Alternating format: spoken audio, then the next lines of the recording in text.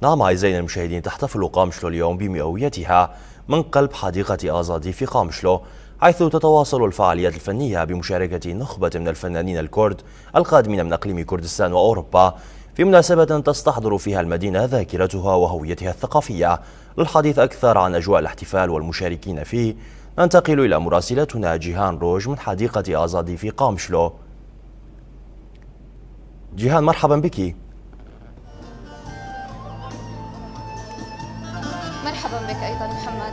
جيهان، كيف تصفين لنا أجواء احتفال قامشلو بمئويتها من حديقة آزادي؟ نعم محمد، مرة أخرى مرحبا بك. محمد، المدن لا تقاس بالسنوات، يمكننا أن نقول هذه الكلمة في البداية. المدن لا تقاس بالسنوات، بل تقاس بعدد القصص التي اختبأت بين جدران هذه المدينة، مدينة السلام، مدينة الحب، مدينة الوئام والإلفة، مدينة التعايش المشترك بين كافة المكونات، هي مدينة قامشلو. فاليوم عندما نذكر معنى كلمة مدينة الحب أو مدينة السلام أو نموذج العيش المشترك بين كافة المكونات، لربما تكون مدينة قامشلو في المقدمة.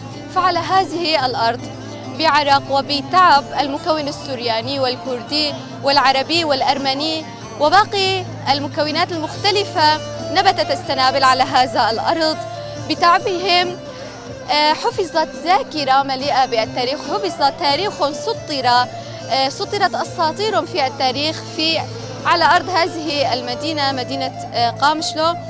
السورياني كان جار للكردي، والكردي كان جار للعربي، والعربي كان جار للأرمني. هنا عندما تتسوق بين أو تتجول بين شوارع مدينة قامشلو لن تسأل عن لغة البائع أو عن لغة الجار، لأن هنا هي لغة واحدة في مدينة قامشلو، والتي هي لغة الأخوة، لغة التعامل، لغة التفاهم بين البعض. بمناسبة هذا اليوم العظيم والمبارك محمد، إدارة مديرية منطقة مدينة قامشلو نظمت هذه الاحتفالية لتطفئ الشمعة المئوية لمدينة قامشلو في حديقة آزادي. اليوم حديقة آزادي سوف تحتضن الآلاف من أهالي هذه المنطقة، الآلاف من الأهالي المدن الأخرى أيضا سوف يأتون ويباركون هذا اليوم مع أهالي مدينة قامشلو، سوف يباركون ويحتفلون جنبا إلى جنب، يدا بيد بعضهم في هذا اليوم المميز.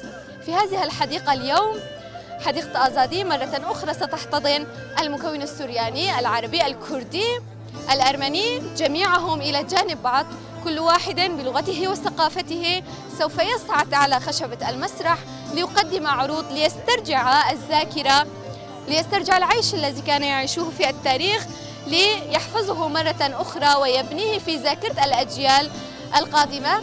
بالنسبة لبرنامج الاحتفالية محمد، في البداية سوف تكون هناك كلمة ترحيبية وافتتاحية من قبل رئيس بلدية الشعب بريفان، سوف ترحب بالحضور والحاضرين، وأيضا ساليها صعود الفنان القادم إلى مدينة قامشلو، الفنان عدنان سعيد، سوف يقدم فقرات غنائية. فهذا الفنان هو محبوب كثيرا بين أهالي مدينة قامشلو.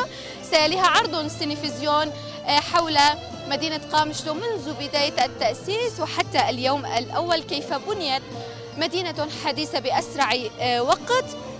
وأيضا سوف يكون هناك عدة كلمات من قبل مجلس عوائل الشهداء أيضا محمد، وأيضا سيكون هناك مسرحية، والوفد وفد الفنانين الذين أتوا إلى مدينة قامشلو كالفنان جادر زاخوي هو أيضا سيشارك هنا، وأيضا سوف يهدي لأهالي عفرين أغنية أيضا لهم، وسوف يغني لأهالي مدينة قامشلو وسيحتفلوا معهم بهذا اليوم المميز. هناك فنان أرمني أيضا اسمه هوفيك، هو معروف أيضا بين الأرمن ومحبوب بينهم، سوف أيضا يصعد على الدكة ليقدم فقرات غنائية للمكون الأرمني وباقي المكونات الأخرى المتواجدة هناك. عدة فقرات غنائية سوف تكون من قبل فنانين قامشلو، وأيضا الوفد الذي أتى إلى مدينة قامشلو ليشارك في هذا اليوم العظيم. وأيضا محمد سوف يكون هناك فقرات فلكلورية من الرقص الأرمني والسورياني وباقي المكونات الأخرى. مرة أخرى نقول إن المدن لا تقاس بالسنوات بل بالقصص والمقاومات التي اختبأت بين جدرانها بين أزقتها، بالأخص في مدينة قامشلو. مرة أخرى سوف أقول هنا في هذه المدينة لا تسأل عن لغة البائع أو الجار، فهي لغة واحدة، لغة الأخوة، لغة السلام، لغة المحبة، هي اللغة الكائنة في هذه المدينة. نعم، جزيل الشكر لك جيهان روج على جميع هذه التفاصيل والإيضاحات، جزيل الشكر لك